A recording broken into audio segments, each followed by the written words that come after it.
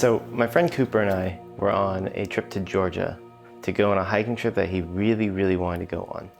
I've been super busy the past couple weeks, so I was just like, yeah, sure, wherever you want to go, I don't care. Anyone who knows me knows that I'm usually the planner. I'm the one who likes to figure out where we're gonna eat, where we're gonna sleep, whether there's water sources along a hike, that kind of thing. I tend to overplan when it comes to that. And I didn't do that this time because I was so busy that I was like, I'm just gonna let Cooper handle it. I'll worry about it later. And I was worried about it later. I was super anxious on this trip, but I tried to calm myself down and tell myself, it'll be all right. Don't worry about it. But then the universe started giving us signs.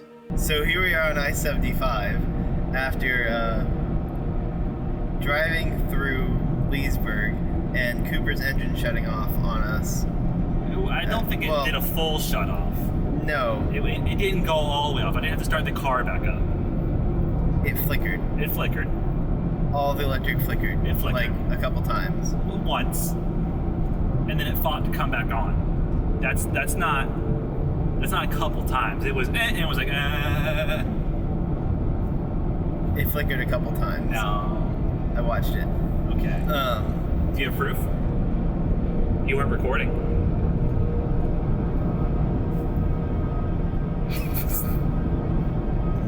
We had stopped at an O'Reilly's before we hit the highway just to get everything checked out. We got the alternator checked, the battery checked, all that, and it all came back clear.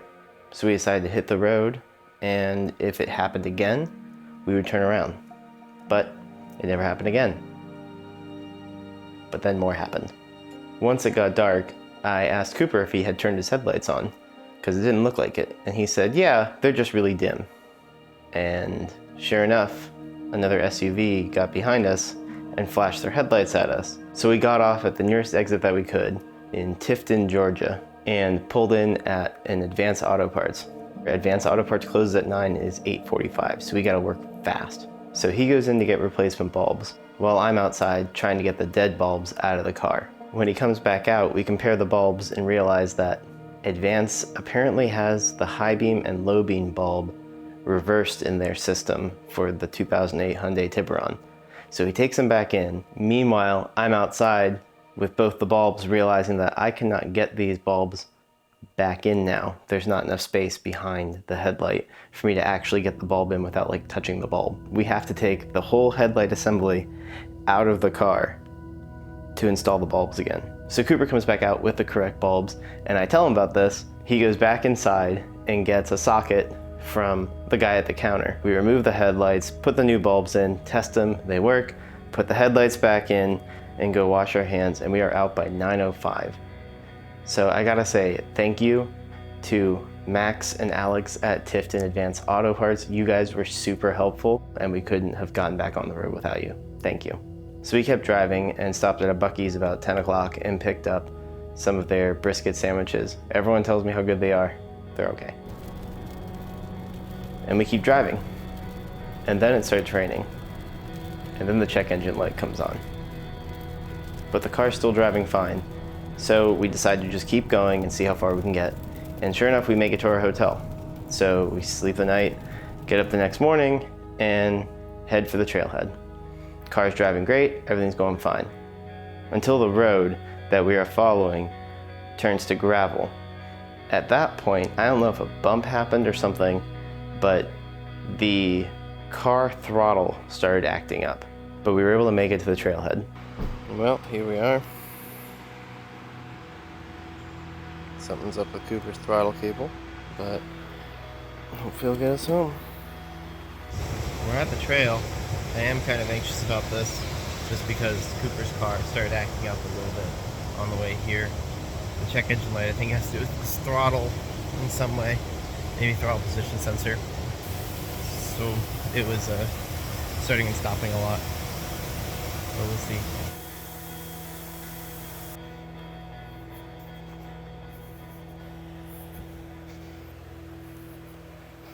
So that's another sign.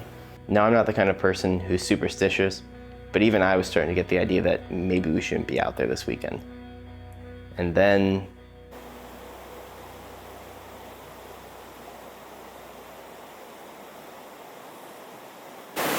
We just reached a water crossing that Coop didn't know about.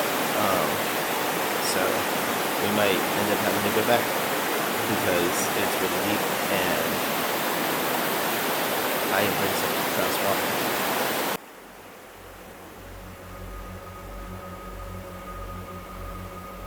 So we decided to head back and stop at a campsite along the trail to just eat a little bit of food, sit by the river. Cooper wanted to drink some mountain water, so he filtered some water out just to drink it.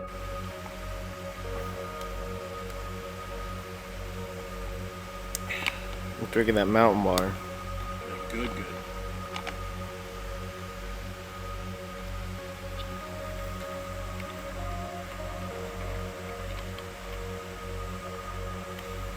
And we decided that our best bet is probably going to be to go back to the car, get back to civilization, and figure out whether we're going to go to another campsite or another hiking trail or what we're going to do. So we head back to the car. And on the drive out, the car was worse than ever. It was a pain to keep it going. And especially when we hit uphills, it did not really want to go uphill.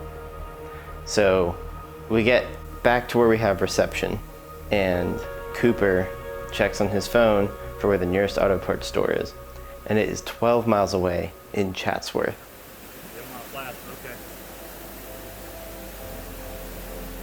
So I limped the car there. We're able to get up to speed, but the whole time it's just fighting us. And so we make it to an auto parts store. They check the check engine light, and they tell us that it is either the throttle position sensor or the mass airflow sensor, but they have neither in stock.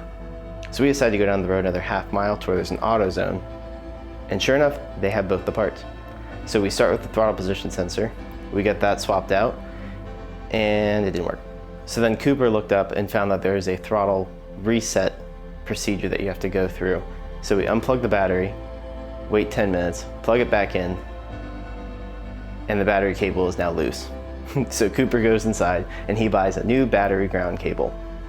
We plug it in, I do the throttle reset procedure and turn the car on. And the check engine light's not there. And I drive around the block, and sure enough, she's working great. The ship of Theseus can now set sail again.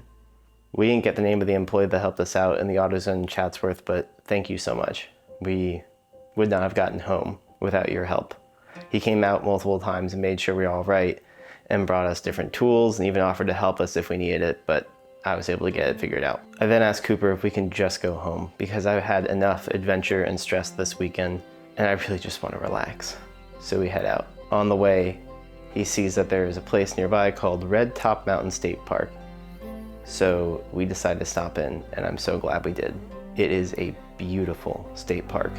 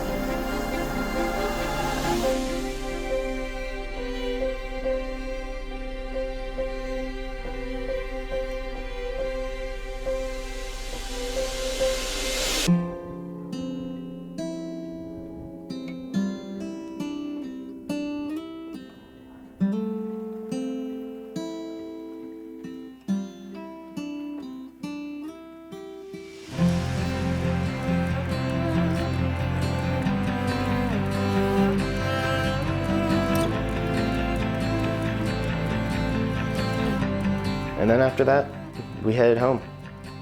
The car ran great, we got home safe, everything was smooth after that. And I gotta say, I think after everything, it was worth the trip.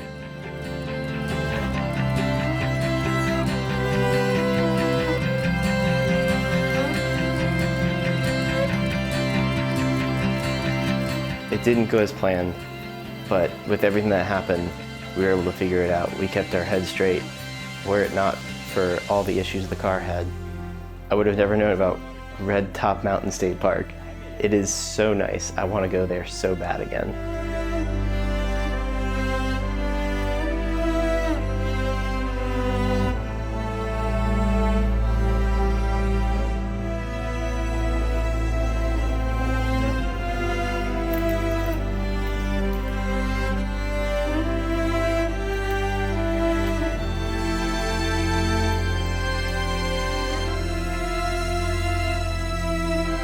So yeah, that's it. I guess I've learned my lesson and I'll now listen to the universe when it seems to be telling me not to go do something. Or maybe not, because how else would we have ended up here?